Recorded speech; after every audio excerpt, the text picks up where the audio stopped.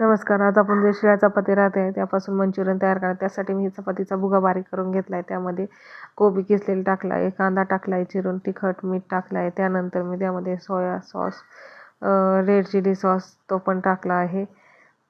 थोडं मीठ टाकलं आहे चवीपुरतं, टोमॅटो केचप टाकलं आहे आणि त्यामध्ये 2 चमचे कॉर्नफ्लॉवर आणि 2 चमचे मैदा टाकून एकजीव करून त्याचे बॉल्स तयार केले आहे. त्यानंतर हे तयार झालेले बॉल्स गरम तेलाच्या कढईत व्यवस्थित चांगल्या प्रकारे तळून घेतले आहे कुरकुरीत होण्यासाठी. हे बघा, अशा प्रकारे तळून घेतल्यानंतर बॉल्सला सुद्धा कलर खूप छान आला आहे. आता आपण त्यासाठी लागणारी मंचुरियनसाठी लागणारी ग्रेव्ही तयार करू.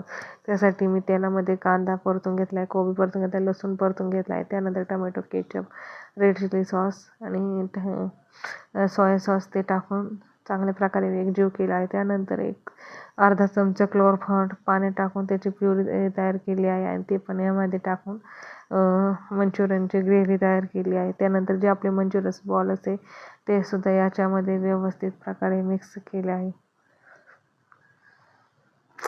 तर अशा प्रकारे आपले चपातीचे मंचुरियन तयार झाले आहे. तुम्ही पण नक्की ट्राय करा. धन्यवाद.